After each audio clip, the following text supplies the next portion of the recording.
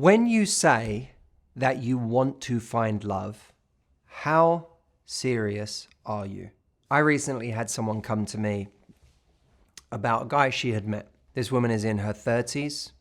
She is very serious, she says, about finding love, about having a family, and about building a life with someone. It's something she wants the most in her life right now where she's at. The guy that she described having met on a night out with her friends, who is hot and charming, and they have chemistry, and she has a great time with, and did I mention he's hot, has one small detail that made me take a pause. He's 21. Now, when she was asking me for advice with this guy, the first thing I wanted to remind her of was her goals. You want to find love, you want to get married, and you want to have a family.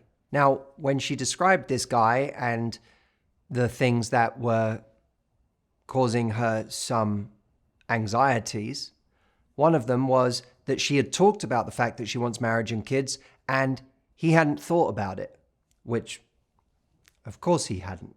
He's 21. It didn't stop him aggressively pursuing her and asking for a lot of her time and her energy. And it didn't stop her from wanting to give that time and that energy because, did I mention, he's hot. Now, here's the thing. We all have things in life that we really want. We have goals that we say we're serious about. If we're really serious about a goal, we have to ask ourselves, is the way I'm spending my time, the things I'm investing in, and the decisions I'm making in line with that goal? Is there a congruency there? Because if there isn't, then we are out of integrity with ourselves. We are out of integrity with what we are looking for. So there's a level of honesty that has to happen with ourselves. This woman who came to me isn't right now behaving like a person who is serious about her goal. Because dating a 21-year-old, regardless of what a mature head he has on his shoulders, is unlikely to produce the result that she's looking for. And it's not even like he's a 20-year-old who's saying, I want all the same things as you and on the same time frame. This is a 21-year-old who's saying, I hadn't really thought about it. I know that there will be comments from people who say, oh my God, I can't believe she's entertaining a 21-year-old. But everyone has had their version of this at some point. It could be someone who lives in a place that makes it practically impossible to have a relationship, and yet we keep talking to them. It could be someone who's married. It could be someone who's a drug addict. We all have our version of dating a dead end. For us. What I'm interested in is less so the specific details of this story and more the psychology behind why it is we seem to do things that clearly are not in line with what we're really looking for ourselves. Now, in her case, having spoken to her, I believe that there was this really high degree of a couple of things going on. One, this person being young and attractive felt very validating for her. Two, it felt like energy in her love life. And when we want something to happen in that part of our life, and we really just want to feel like there's any momentum, something, then the first sign of attention we get, we're likely to pounce on without evaluating whether it's actually right for our goals. We're just happy that there's a story going on in our love lives right now. There's something happening that I can talk about, because my worst fear is that there's nothing to talk about. And so we entertain it. And I believe that's why she was entertaining it. And I think that there's a tremendous fear for her in feeling like she's standing still. And the reason that having no one in her life would feel like she's standing still is because she's taking having someone in her life as a sign of progress. So there's an element of needing to redefine what progress is. Whenever I'm coaching someone, and they keep saying that everyone I date is emotionally unavailable, of course, the response is to look at that person and say, well, what's happening here with you? Why do you keep choosing emotionally unavailable people? And on one hand, you could say, well, that's because she's emotionally unavailable. There's a world where I'm coaching someone and they keep dating unavailable people because it's kind of a way of not having to really let someone in, not having to truly be vulnerable with someone and open themselves up to that. Because as long as someone's not available, I don't ever really have to have you know me because I know it's not going to go anywhere anyway. But I don't believe that's what's happening in this case. I think that with this woman that came to me, if I gave her a perfectly compatible 35-year-old that she thought was attractive, that she got on well with, and of course was age appropriate, she would jump on that relationship. However, in the absence of that, she's too willing to entertain anything that can give her a short-term hit of feeling good. There is a fear of delaying that gratification, of saying no to something that might feel good right now. Perhaps because there's a scarcity mindset behind it. I don't want to take this for granted because I don't know where the next one is going to come from. This person's really attractive, so I'm blinded by that. Maybe the next person that comes along won't be this attractive. So there's a lot of scarcity mindset going on there.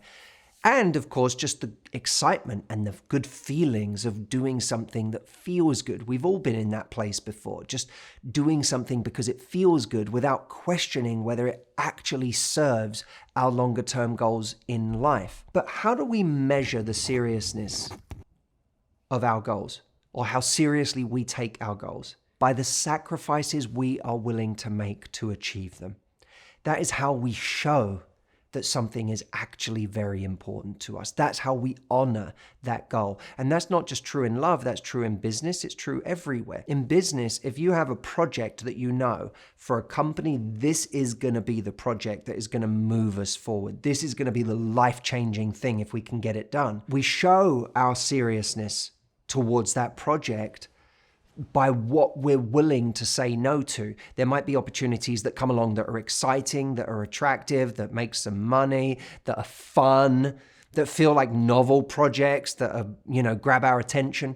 But we say no to them even though they'd be fun and they're novel, because they would get in the way of this thing that's much, much more important. And the people that never say no don't ever tend to get that really important thing done.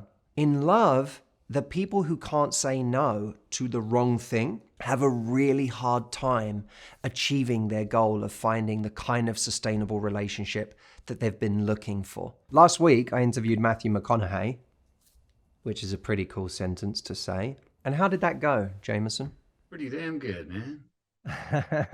Damn good, I'm happy to say. Pretty damn good, man. We talked about something really interesting, which was a time in his life as an actor where he was tired of doing rom-coms. He wanted to do more serious roles. He wanted to really flex as an actor. And he had this very scary period where he was getting massive offers for rom-coms that he didn't want to do anymore, but the money was huge and he wasn't getting any offers yet for the thing he really wanted to do. So he was having to say no at a time when there was no better option, and have faith that a better option would come along if he just kept the space open for that. And that's a brave thing to do. That takes courage to keep a space open for the right thing by saying no to the wrong thing. He talked about it as saying yes by saying no. And that's the thing we have to start thinking about in our love life.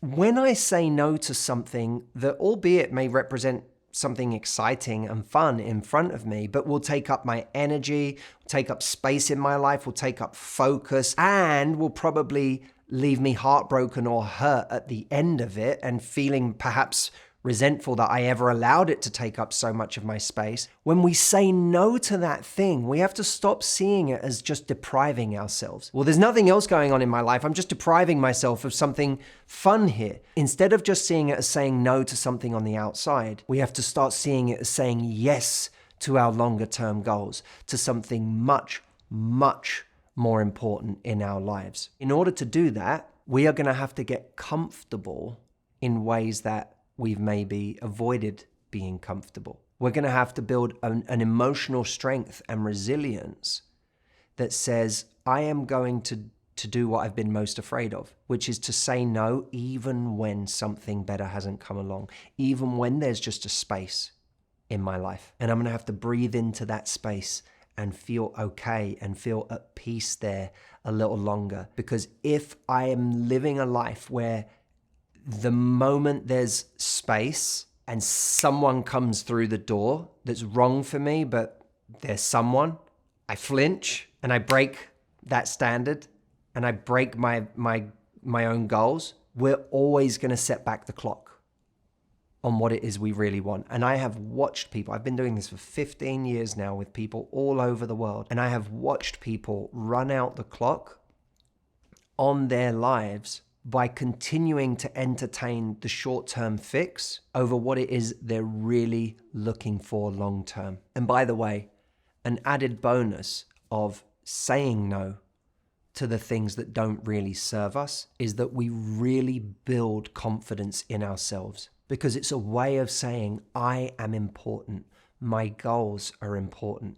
Making myself happy long-term is important. And it's more important than even giving myself a hit of something that I really want short-term. A friend of mine, Brendan Bouchard, said that integrity doesn't just show up in the stereotypical way we see it, which is keeping our word to other people. Integrity is also how we spend our time. Does how we spend our time and our energy reflect the promises we've made to ourselves and the goals we have for ourselves? Does it reflect the values that we say are our values? And if it doesn't, then we're out of integrity with ourselves. But at any point in life, we can get back into integrity with ourselves. We can make the hard choice. We can make the courageous decision. And we can finally create the space in our lives for the right thing to enter it. Before you go, if you haven't already tried this, I have a program called the Momentum Texts, which is an amazing program because it actually gives you 67 specific ways of having conversations that create momentum with someone in early dating. And that's the thing that I find most people want these days. They don't want to get stuck in casual flings that never go anywhere, or just get frozen at this point of non-committal hooking up, texting that doesn't turn into dates, or dates that never turn into a relationship. If you're in a place in your life where you actually want to move things forward with someone, this is the program that shows you very practical ways to do that. I know you're going to love it. If you haven't tried it already, it's a $7 program, so there's no risk to that. Go try it out. It's at momentumtexts.com. So go check it out now, momentumtexts.com, and I'll see you next time.